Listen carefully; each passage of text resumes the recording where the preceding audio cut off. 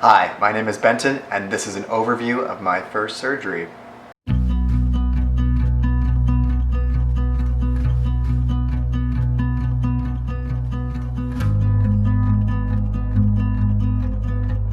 Before I start this video, I wanted to let you know that before my surgery, I spent 3 days in the backcountry with Lindsay, and we just posted a vlog about it, so go check it out if you haven't seen it yet. So, I had my first surgery ever. Like, no appendix, never been under, never had my wisdom teeth out, nothing. So I had a total hysterectomy on September 18th, which is exactly 3 weeks ago. But way before that, I had to be referred to the surgeon from my endocrinologist because the surgery was part of my female to male transition. That whole process took a few years, and the reason it took so long is because I was going to school and just doing some other things that I wanted to do in my life, and it wasn't a huge priority at the moment. Once I was referred, I went into the surgeon's office for a consult, which I found to be very brief. And I wish I'd taken notes or was provided a handout or something, because there was just so much information all at once, and I was just nodding yes, I understand, I know what's happening, but there's really specific things that you're telling me that I need to do and remember, and it just would have been nice to have a handout or taken notes or something. So after that chat, we scheduled the date and went from there.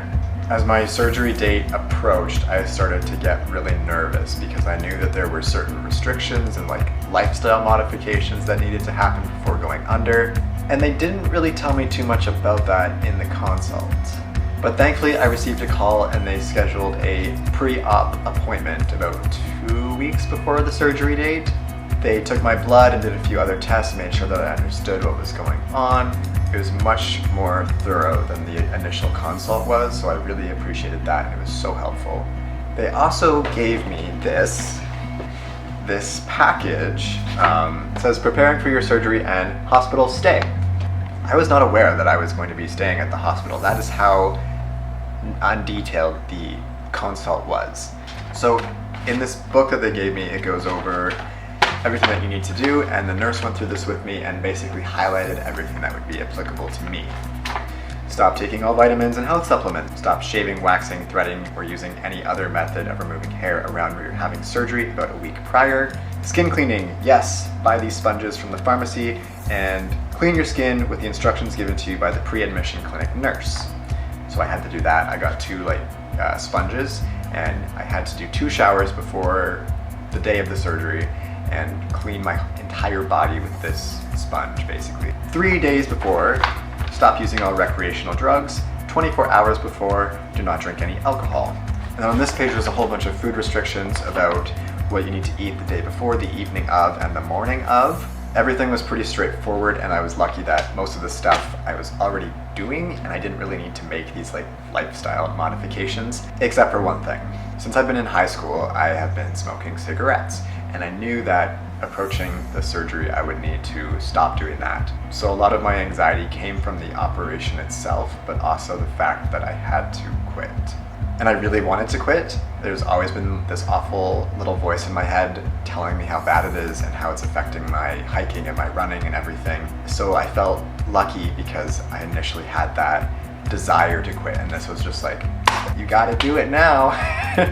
And I haven't picked it up since, but that was really the only modification that I had to make, so it was a good one.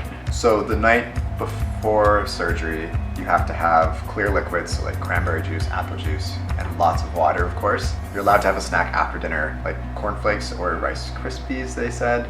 No margarine, no butter, no nut butters. No high fiber cereals such as granola, bran, or rolled oats. Or you can cook plain white rice, no fried rice. And then in the morning, I woke up, I had another glass of clear liquids. I really like cranberry juice, so I had that. I was super anxious and nervous the morning of going to the hospital, so I made sure that I put together a little comfort kit. I had noise-canceling headphones, so when there were loud noises and things going around at the hospital, it didn't disturb me or make me feel overwhelmed. I brought a book, and I prepared a little playlist of videos on my phone that I knew would make me feel calm. The nurses were great, and just like that, I was being rolled in, and they put me to sleep, and then I woke up. When I woke up, the pain was surprisingly not there. They gave me some pain meds, and then eventually I told them that I was okay and I didn't need them. Since then, I still have not taken any since being home, and that's really so I can just listen to my body and keep all of that out of it without worrying about side effects from those medications. So I am now 3 weeks into my recovery, and the cabin fever is really getting to me, but 3 weeks is exactly halfway, and I know that altogether the recovery of 6 weeks is such a small fraction of my life. But in terms of recovery, I've just simplified it to 4 really important things. Lots of vegetables, no sugar, protein, and trying not to drink caffeine and that sort of stuff.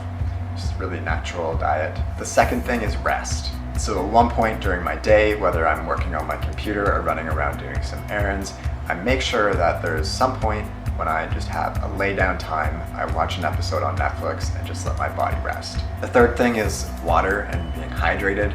So I drink at least 2 of these a day, or try to, which is just about 3 liters. On top of the cranberry juice that I'm still drinking, I am feeling well hydrated, and I think that's made a difference, so it's good. And the fourth thing is moving around and being active. That doesn't mean that I'm going for runs quite yet, but I'm trying to leave the house once a day at least.